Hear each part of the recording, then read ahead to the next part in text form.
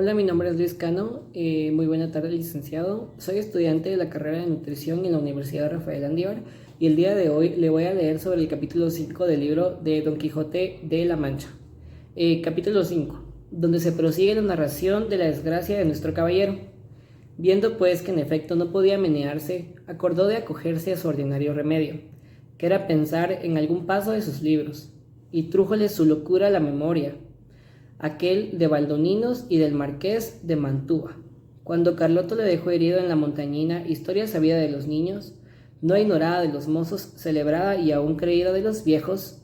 con todo esto no más verdadera que los milagros de Mahoma. Esta pues le pareció a él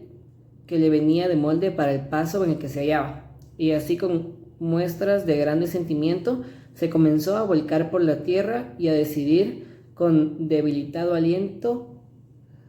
lo mismo que decían el herido caballero del bosque. ¿Dónde estás, señora mía? Que no te duele mi mal, o no lo sabes, señora, o eres falsa y desleal. Y de esta manera prosiguió el romance, hasta aquellos versos que dicen: oh noble marqués de Mantua, mi tío y señor carnal. Y quiso la suerte que cuando llegó a este verso, acertó a pasar por allí un labrador de su mismo lugar y vecino suyo, que venía de llevar una carga de trigo al molino, el cual, viendo que aquel hombre allí tenido, se llegó a él y se preguntó que quién era y qué mal se sentía, y tan tristemente que se quejaba. Don Quijote creyó, sin duda aquel era el marqués de Mantua, su tío, y así no le respondió otra cosa, sino fue por proseguir un romance, donde le daba cuenta de su gracia y de los amores del hijo del emperante con su esposa, todo de la misma manera que el romance lo canta. El labrador estaba admirado, oyendo aquellos disparates y quitándole la víscera, que ya estaba hecha a pedazos de los palos. Se limpió el rostro, que lo tenía cubierto de polvo, y apenas lo hubo limpiado cuando conoció y le dijo: Señor Quijana, que así se debía de llamar cuando él tenía juicio y no había pasado por el hígado sosegado a caballero andante. Aquí ha puesto a vuestra merced desde suerte. Pero él seguía con su romance, a cuanto le preguntaban. Viendo esto, el buen hombre, lo mejor que pudo, le quitó el peto y espadar para ver si tenía alguna herida, pero no vio sangre ni señal alguna. Procuró levantarse del suelo y no con poco trabajo le subió sobre su jumento, por parecer caballería más sosegada. Recogió las armas hasta las astillas de la lanza y liólas sobre Rocinante, el cual tomó la rienda y del cabesto al asto y se encaminó hacia su pueblo, bien pensativo de oír los disparates que Don Quijote decía, y no menos iba Don Quijote, que de puro molido y quebrantado no se podía tener sobre el borrico, y de cuando en cuando daba sus suspiros que los ponía en el cielo, de modo que de nuevo obligó a que el labrador le preguntase si dijese que mal se sentía, y no parece sino que al diablo le traía a la memoria los cuentos acomodados a sus sucesos, porque en aquel punto, olvidándose de Baldovinos, se acordó del moro Albinadarés, cuando el alcaide de Antequera, Rodrigo de Narváez, le prendió y llevó cautivo a su alcaidía, de suerte que cuando el labrador le volvió a preguntar que cómo estaba y qué sentía, le respondió las mismas palabras y razones que el cautivo en becerraje, y respondía a Rodrigo de Narváez, del mismo modo que él había leído la historia de la Diana de Jorge de Montemayor, donde se escribe aprovechándose de talla tan a propósito que el labrador se iba dando al diablo de oír tanta máquina de necedades, por donde conoció a su vecino estaba loco y dábale priesa a llegar al pueblo, por excusar el enfado que Don Quijote le causaba con su larga arenaga, al cabo de lo cual dijo: Sepa vuestra merced, señor don Rodrigo de Narváez, que esta hermosa jarifa que he dicho ahora, la linda Dulcinea del Toboso, por quien yo he hecho, hago y haré los más famosos hechos de caballería que se han visto, vean ni verán en el mundo. A esto respondió el labrador: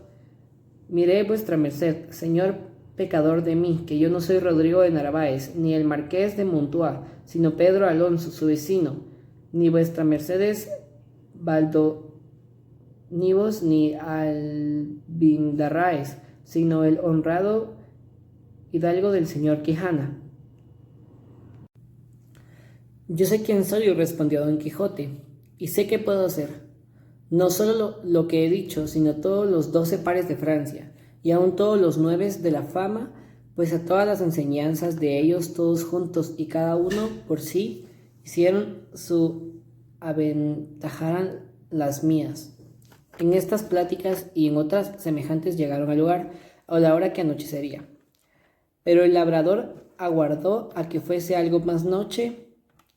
porque no viesen al molido hidalgo tan mal caballero. Llegada pues la hora que le pareció, entró al pueblo y en la casa de don Quijote, la cual halló toda alborotada, y estaban en ella el cura y el barbero del lugar, que eran grandes amigos de don Quijote, que estaban diciéndoles a sus amas a voces: ¿Qué le parece a vuestra merced, señor licenciado Pero Pérez, que así se llama el cura, que de la desgracia de mi señor 3 días a que no aparece él ni el rocín, ni la adarga, ni la lanza, ni las armas? Desventurada de mí, que me doy a entender, y así a ello la verdad, como nací para morir, de estos malditos libros de caballería que él tiene y suele leer tan ordinario, le han vuelto el juicio, que ahora me acuerdo haberle oído decir muchas veces, hablando entre sí, que quería hacerse caballero andante e irse a buscar las aventuras por esos mundos.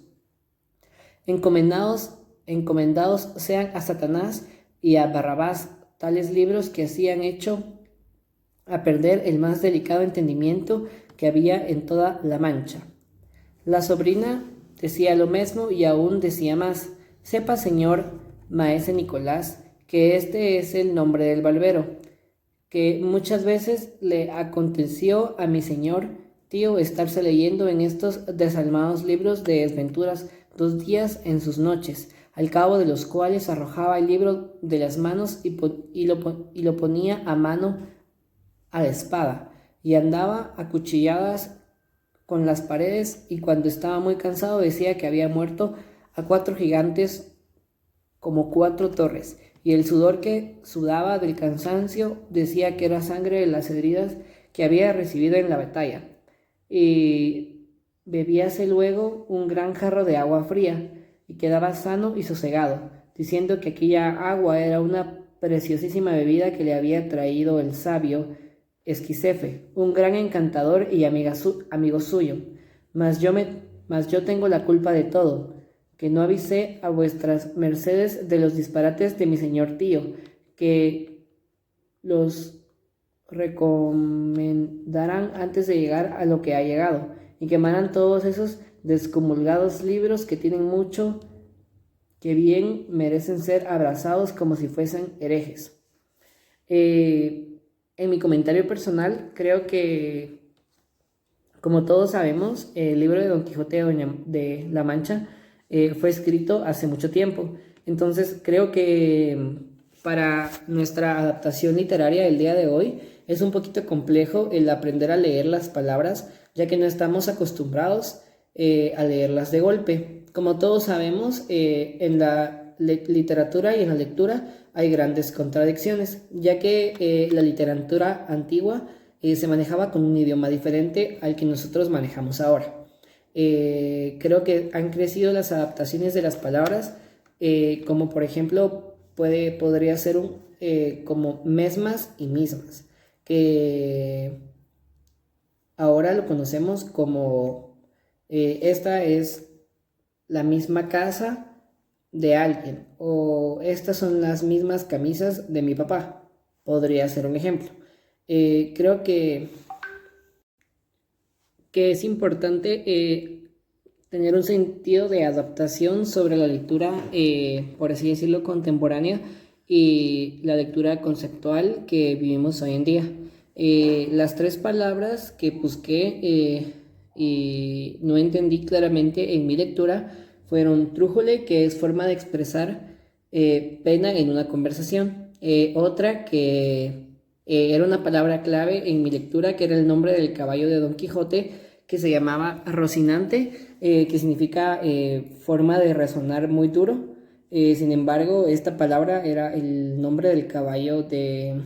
Don Quijote. Y la otra palabra que no entendí fue jarifo o jarifa, que significa que resulta muy vistoso o muy adornado. Esto fue todo, espero que este video haya sido de su agrado y que tengan una feliz tarde. Bendiciones.